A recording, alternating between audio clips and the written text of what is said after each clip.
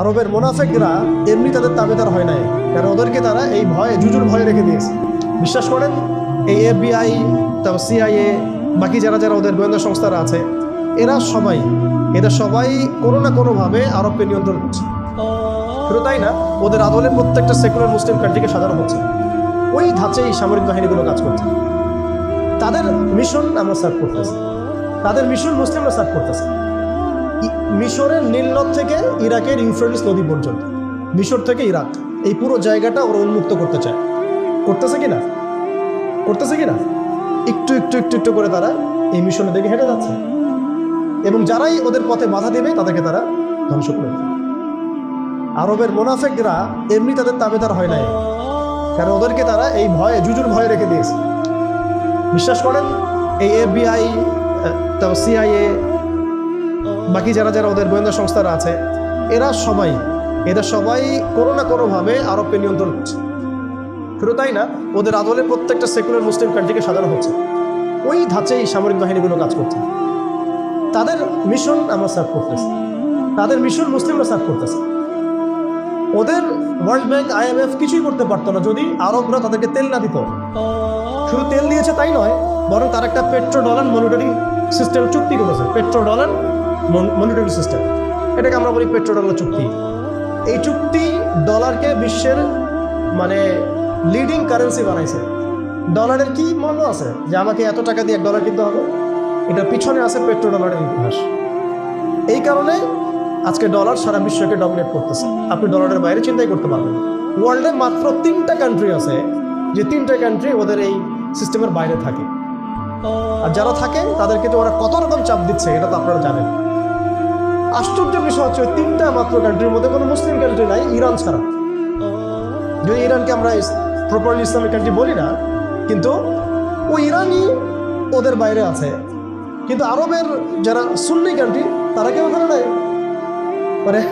আরবের সুন্নি কান্ট্রিরা তারা ওই চুক্তির ভিতরে আছে। ইরান, শিয়া তারা চুক্তির বাইরে আছে। তাহলে আমরা কোথায় শিক্ষা নিলাম? আমি এখানে ইরানের প্রশংসা করছি না, ইরানের কাছে আশা করার কিছু নাই। যত কিছুই বলুক পারমাণবিক বোম মেরে দেবো, এই করবো সেই করবো, কিছুই করবে না। করলে আগে করতো ইল্লা মাশাআল্লাহ। কথা হচ্ছে জানেন, ওই 3টা কান্ট্রির মধ্যে উত্তর কোরিয়া আছে।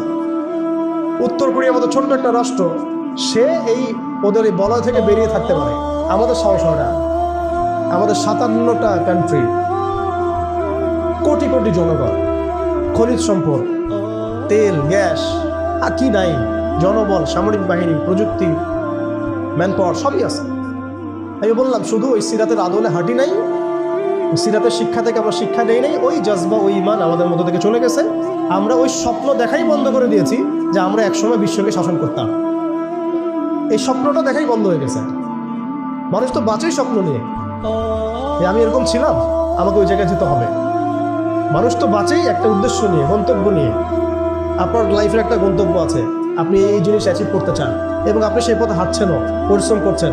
আল্লাহ চাইতে একদিন আপনি অ্যাচিভ করবেন ইনশাআল্লাহ। কিন্তু যার লাইফে কোনো গোলই নেই, তাদের কি হবে? উম্মাহ আজকে এরকম একটা অবস্থায় আসছে। আমি এখানে আমভাবে সবার কথা বলছি না। যাদের স্বপ্ন দেখার তারা ঠিকই দেখছে, যাদের কাজ করার তারা ঠিকই করছে, তারা কেউ বসে নাই। যাদের জীবন দেওয়া তারা ঠিকই দিচ্ছে, যাদের প্রতিবাদ করার তারা ঠিকই করছে, যাদের জালেমের এগেনস্টে দাঁড়ানো তারা দাঁড়াচ্ছে কি না? সারা ওয়ার্ল্ডে যাদের এই জজবা আছে তারা ঠিকই কাজ করছে। আমি আমভাবে সবাইকে বোঝাই নাই, মেজরিটিকে বোঝাচ্ছি। তো যাদের কাজ করার তারা তো করছে, এবং যারা সফল হওয়ার তারা তো হবে ইনশাআল্লাহ। আল্লাহ পাক যেন আমাদের প্রত্যেক বিশ্বের বিভিন্ন জায়গায় আমাদের যে ভাইয়েরা দিন প্রতিষ্ঠার জন্য কাজ করছেন, সবাইকে বিজয় দান করে নেন। এখন সময় আমাদের হাতে অল্প, আমি শেষ করবো এখান থেকে। এখানে আসেন, আমি যে কথাটা বলতে যাচ্ছিলাম যে সিরাতের আদলে নবী সাল্লাল্লাহু আলাইহি ওয়াসাল্লাম এইভাবে দাওয়াতের কাজ করার পরে সবর করে, ধৈর্য ধরে, প্রয়োজনে হিজরত করে, তারপরে আবার মদিনা রাষ্ট্র কায়েম করেছেন। তারপরে দাওয়াতের সাথে সাথে জিহাদ, কিতাল, এগুলোর মধ্য দিয়ে তিনি পুরো মক্কা বিজয় করলেন, এবং মক্কা বিজয়ে এই যে ভিত্তি, এর উপর দাঁড়িয়ে পুরা আরব বিজয় হল, এবং এই ভিত্তির উপর দাঁড়ায় 4 খলিফা 30 বছর শাসন করলেন, তাই না? তখন কি ইসলাম এরকম সংকুচিত অবস্থায় ছিল? দুর্বল অবস্থা ছিল? মোটেই না। বরং স্পেন থেকে, একেবারে স্পেন থেকে এদিকে চায়না পর্যন্ত, এইদিকে আফ্রিকা থেকে নিয়ে পুরো সিন্ধু পর্যন্ত এই পুরো জায়গাটা আমাদের ছিল। চিন্তা করা যায়? চিন্তা করছেন একবার যে উমর রাদিয়াল্লাহু আনহু একটা এই খেজুরের বানানো মসজিদে বসে আছেন? ভাবা যায়? এই মাটির মধ্যে তিনি শুয়ে আছেন। রোমান সম্রাটের একজন দূত এসে দেখলো তিনি মাটিতে শুয়ে আছেন, দুপুরবেলা রেস্ট নিচ্ছেন। আর তার বাহিনী এইদিকে পৌঁছে গেছে একেবারে শাম পর্যন্ত, এদিকে পৌঁছে গেছে পারস্য পর্যন্ত। ভাবা যায় এগুলা? ওসমান রাদিয়াল্লাহু আনহুর সময় একদম সাইপ্রাস দ্বীপপুঞ্জ থেকে শুরু করে বাকি সব বিজয় হয়েছে। উমাইয়াদের সময় দেখা গেছে একদম স্পেন থেকে নিয়ে এদিকে চায়না পর্যন্ত, আর বললো আফ্রিকা থেকে নিয়ে সিন্ধু পর্যন্ত বিজয় হয়েছে। আব্বাসীয়দের সময় হয়েছে। এইভাবে প্রায় 1250 বছর আমরা ওয়ার্ল্ডকে শাসন করছি। তখন একটা মুসলিম নারীর দিকে চোখ তুলে তাকানোর জরুরত কেউ করতো না। একটা মুসলিম ভাইকে অন্যায়ভাবে হত্যা করবে সাহসই কারো ছিল না, গায়ে টোকা দিবে সাহসই ছিল না। আজকে আমাদের চোখের সামনে বিগত 100 বছরে আমার তো মনে হয় মিনিমাম 10 কোটি মুসলমানকে হত্যা করা হয়েছে। মিনিমাম 10 কোটি মুসলমানকে হত্যা করা হয়েছে বিগত এই 100 বছর। মানে একেবারে চিহ্নিত করে করে মারা হচ্ছে, ইস্যু তুলে তুলে মারা হচ্ছে। যখন কোনো ইস্যু নাই, সবাই শান্তিপূর্ণ অবস্থায় থাকতে চাচ্ছে, তখন জঙ্গি ইস্যু তৈরি করা হচ্ছে, কোন নাটক সাজানো হচ্ছে। আরে মারবি বা যুদ্ধ করবি তো ঘোষণা দিয়ে কর, লুকাচুরির কি আছে? মুসলিমদেরকে মারার জন্য ভারতে নতুন নতুন পায়তারা চলতেছে। এখন আমাদের এই ভাইরা তো বদ্ধ একটা জায়গায়। আপনারাই বলেন তারা কি করবে এখন? তারা মিশন নিছে, রাষ্ট্রীয়ভাবে মিশন নিছে মুসলিম লীগ দলের। এখন এই ভাইদের কোনো রাষ্ট্র নাই, কোনো জামা নাই, কোনো আমির নাই, কোনো এদাদ নাই, কোনো জিহাদের কোনো মানে ওখানে অবস্থাই নাই করার মতো তাদের, তাই না? ভিতরে কথা বলছি আমি, কাশ্মীরের কথা বলছি না। তাহলে এই ভাইরা এখন কি করবে? এই যে অবস্থা, এই অবস্থা কি মনে করছেন আমাদেরকে প্রভাবিত করবে না? অভ্যন্তরীণভাবে এখানে বাংলাদেশে আমরা বেশিরভাগ মুসলিম হলেও আমাদের আশেপাশে চতুর্দিকে ঘোরাফেরা করতেছে কুফার, চতুর্দিকে ঘোরাফেরা করতেছে। আপনি কাকে বিশ্বাস করবেন? চায়নাকে বিশ্বাস করবেন? ভারতকে বিশ্বাস করবেন? নেপাল ভুটানকে বিশ্বাস করবেন? না মায়ানমারকে বিশ্বাস করবেন? আপনি যাবেন কোন দিকে? আমাদের প্রস্তুতিটা কি? আমাদের প্রিপারেশন কি? রাষ্ট্র কি প্রিপারেশন নিচ্ছে? আমার কথা হচ্ছে রাষ্ট্র নাকি যুদ্ধ করে? সবাই বলেন একটা কথা না, রাষ্ট্রের অধীনে যুদ্ধ। তো রাষ্ট্র কি প্রিপারেশন নিচ্ছে? রাষ্ট্রের সে ফিকির আছে কিনা? রাষ্ট্রের তো এই ফিকিরটুকু নাই যে রাষ্ট্রের মধ্যে ইসলামিক আইনগুলো বাস্তবায়িত হোক। এইটুকু ফিকির নাই তো আপনাদের। যারা ইলেকশন নির্বাচন গণতন্ত্র এগুলো করতেছেন, কার ফিকির আছে? আল্লাহর কসম করে বুকে হাত দিয়ে বলেন তো কার ফিকির আছে ক্ষমতায় গিয়ে আপনি আল্লাহর আইন বাস্তবায়ন? ইসলামপন্থী ভাইদের কথা বাদ দিস, ইসলামপন্থী ভাইদের কথা বাদ দিলাম, আমি সেকুলারদের কথা বলছি, ডেমোক্রেটিকদের কথা বলছি। কারণ রাষ্ট্র চলে আসছে এইভাবেই। আর যারা ফিকির করছেন ইসলাম নিয়ে আমি যাব, ওখানে গিয়ে এটা করবো, এটা আপনি ডেমোক্রেটিক সিস্টেমে করতে পারবেন না। আপনাকে সিস্টেমটা সরাই ফেলতে হবে। গণতন্ত্র বলে কোনো শব্দই রাখা যাবে না, তারপরে শরিয়া কায়েম করতে পারবেন। শরিয়া আর গণতন্ত্র একসাথে থাকতে পারে না। শরিয়া, গণতন্ত্র, ধর্মনিরপেক্ষতাবাদ, কমিউনিজম এগুলো একসাথে থাকতে পারে না। একটা বোতল, এর মধ্যে আছে আপনার বিষ, এখানে আপনি দুধ খেতে পারবেন না। একটা বোতল, এখানে আছে বিষ, আপনি এটাকে 1000 বার ধুইতে হবে, ধোয়ার পরে আপনি দুধ ঢালতে পারবেন, খাওয়ার রিস্ক দিতে পারবেন, তাও খাবেন কিনা সন্দেহ আছে। আর এগুলো তো হচ্ছে মারাত্মক শিরকের বিষ। এগুলো পশ্চিমাদের দাসত্ব করাবে আপনাকে।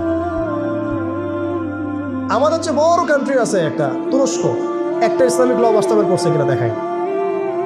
বড় একটা কান্ট্রি আছে মিশর, দেখায় না আমাকে একটা ইসলামিক ল বাস্তবায়ন করতে পারছে কিনা। তিউনিসিয়া পারছে কিনা, আজারবাইজান পারছে কিনা, মরক্কো পারছে কিনা, ইথিওপিয়া পারছে কিনা? আপনারা বলেন পারছে কি? ইয়েমেন পারছে কিনা, জর্ডান পারছে কিনা, লেবানন পারছে কিনা? পারে নাই। আফগানিস্তান পারছে কেন? আফগানিস্তান পারছে কেন? কারণ তারা সিস্টেমগুলোকে সরাই দিছে। সিরাতের আদলে, সিরাতের রক্তে ওরা জমিনকে পবিত্র করে ফেলছে। সিরাতের আদলে জিহাদের মাধ্যমে রক্ত দিয়ে পশ্চিমাদেরকে বিতাড়িত করে ওরা জমিনকে পবিত্র করে শরিয়া কায়েম করছে। এটাই শরিয়া কায়েম করার রাস্তা, আর কোনো রাস্তা নাই। আপনি যতই তন্ত্রমন্ত্রের ধার ধারেন না কেন, আপনি কখনোই সফল হতে পারবেন না। লিখে নেন, কাজ করতে থাকেন, দেখেন। ফান্তাজিরু ওয়া ইন্না মাআকুম মিনাল মুনতাজিরিন। কোনো সমস্যা নাই।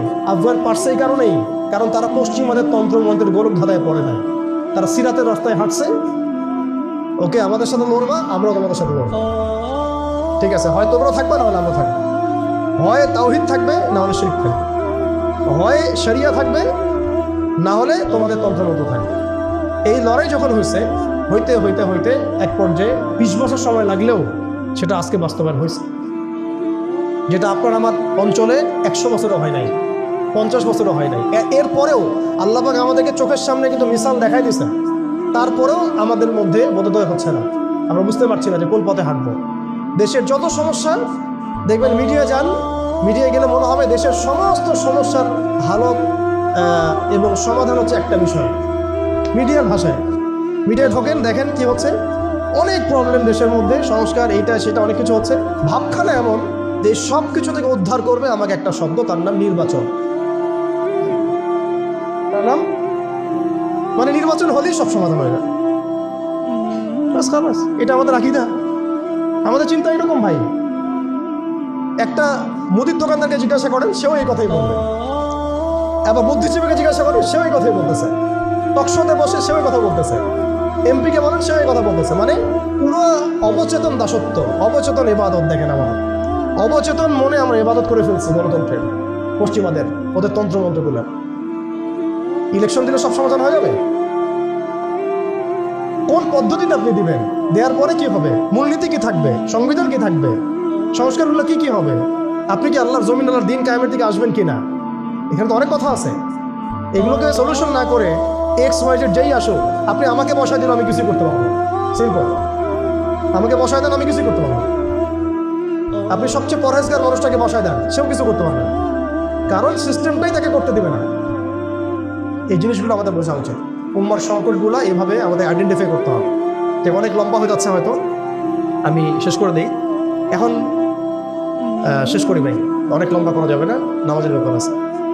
এখানে আমাদের ওই হারানো ঐতিহ্যটাকে আমরা বুঝতে পারলাম, আমরা কোথায় ছিলাম আমরা, এটা কি বুঝতে পারছেন? এখন দেখেন আমরা আসি কোথায়। এখন আসি কোথায়? এক বাক্যে, আমাদের সারা ওয়ার্ল্ডে কোনো খিলাফা স্টেট নাই, 1 নম্বর কথা। 2 নম্বর, নাই তো নাই, জেরুজালেম আমাদের হাতে ছিল, ওইটাও আমাদের কাছ থেকে কেড়ে নেওয়া হয়েছে। তারপরে আমাদেরকে এরকম 57টা পিস পিস রাষ্ট্রে ভাগ করা হয়েছে, ওই খেলাফা রাষ্ট্রকে বাদ দিয়ে। এবং প্রত্যেকটা রাষ্ট্রের মধ্যে মোনাফেক শাসক বসায় নেওয়া হয়েছে। একদম খোলা বলা বলে, প্রত্যেকটা রাষ্ট্রের মধ্যে ম্যাক্সিমাম মোনাফেক শাসক বসায় দেওয়া হয়েছে, যারা নিজেরাই পশ্চিমাদের ওভাবে সার্ভ করবে এবং আল্লাহর জমিনে তাগুত কায়েম করবে।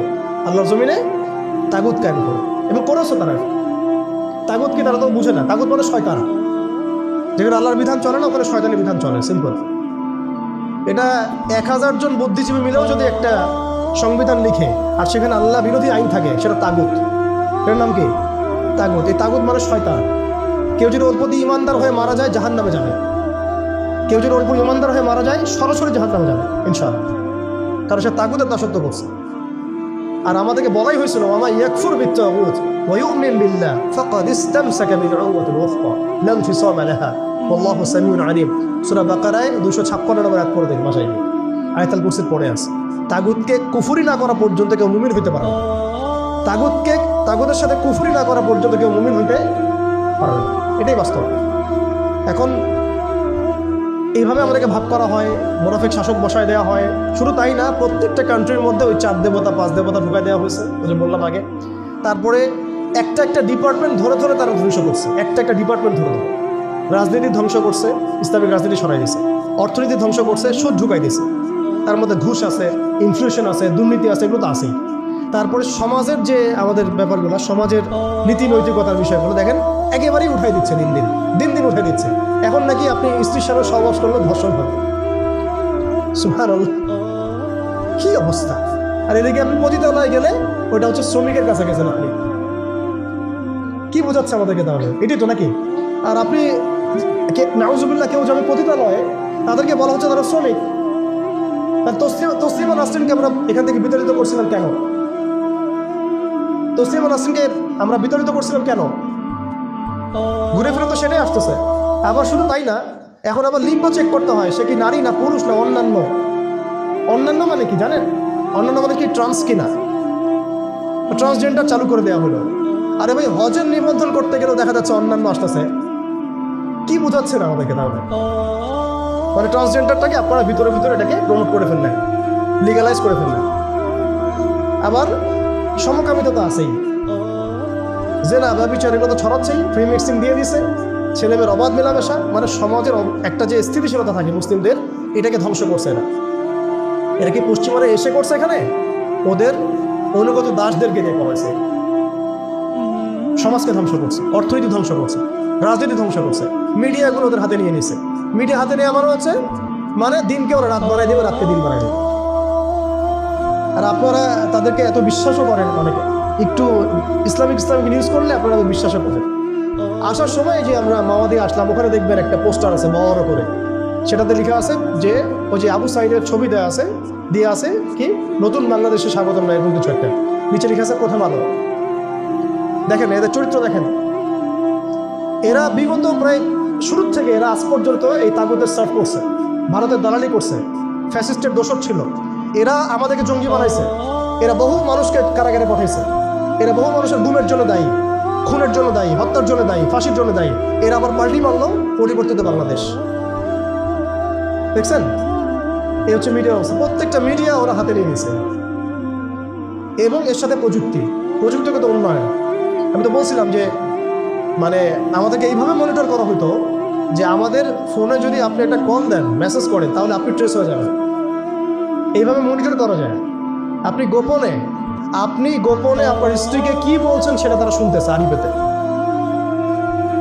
আমি জানি না আপনি আপনার ওয়াইফকে ফোনে গোপনে কি বলতেছেন, কিছু আলাপ হতে পারে না, অ্যাডাল্ট হতে পারে কিনা, ওইটা তারা রেকর্ড করতেছে। এখন টেকনোলজি এই জায়গায়, AI এখানে বসে একটা ক্লিক করবে, আপনাকে যদি ওইখানে শ্যুট করতে চাই শ্যুট করা যাবে।